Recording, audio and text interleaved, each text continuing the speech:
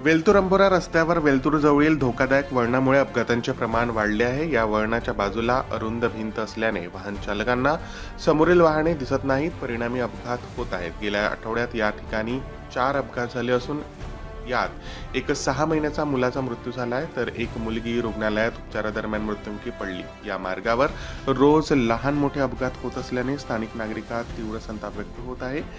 वळण धोकादायक असूनही संबंधित विभागाकडून दुर्लक्ष केले जात असल्याचा आरोप नागरिकांनी केला आहे। गावकऱ्यांनी या अपघात प्रवण भागावर त्वरित गतिरोध बसवण्याची मागणी केली असून अरुंद रस्त्याचे रुंदीकरण करण्याचे निवेदन दिले आहे।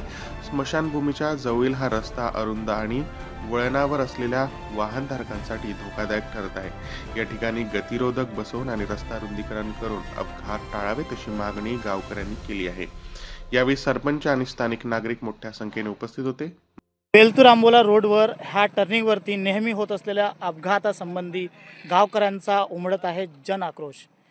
ह्या ठिकाणी सलग 3 दिवसामध्ये 4 अपघात झालेत आणि त्यासंबंधी गावकऱ्यांच्या प्रतिक्रिया आपण समजून घेत आहोत।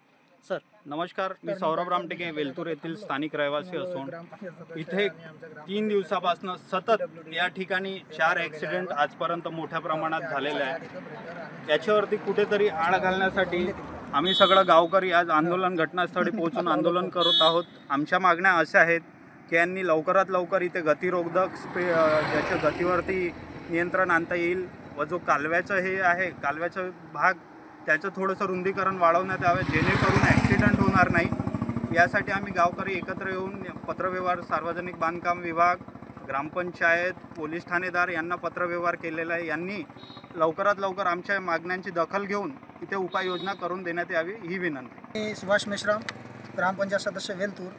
आम्ही ग्रामपंचायततर्फे एक PWDला पत्रव्यवहार केलेला आहे। त्यांनी 3-4 दिवसाच्या आतमध्ये इथं ब्रेकरची सुविधा करून देतो म्हटलं।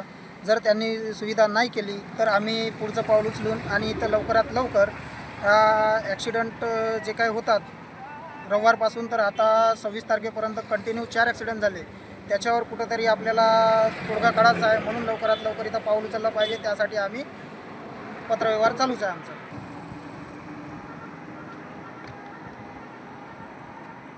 इथं होत असलेले अपघात गावकऱ्यांना सुद्धा अचंबित करतायत आणि त्यांचा व्यथा आपण या ठिकाणी समजतोय। हो, ते केलं पाहिजे। 2-3 दिवसात 3 दिवस झाले सारखे हे कार्यक्रम हे होऊन राहिले ॲक्सिडेंट। येथे ह्या गावकऱ्या लोकांना मदत देऊन हे कार्यक्रम करायला पाहिजे। तुम्ही हे लोकांचे जीव असे होऊन राहिलेत, हे बरोबर नाही वाटत। कोण येण्याच्या मंदिरामुळे जास्त गर्दी वाढून राहिली, त्याच्यामुळे ह्या पुल्या झाला, लोकांचे जीव बहुत जाऊन राहिले ह्या पुल्यामध्ये। हे बरोबर नाही। उद्या जर पाणी वाढलं तर पाण्याला गंगेनं वाहत जातील ना, कोणाचे जीव जातील हे असे। म्हणून याच्यामुळे हे तुडून झाला पाहिजे। महालाईव्ह न्यूज चॅनलवर उल्हास मेश्राम, प्रतिनिधी साळवा।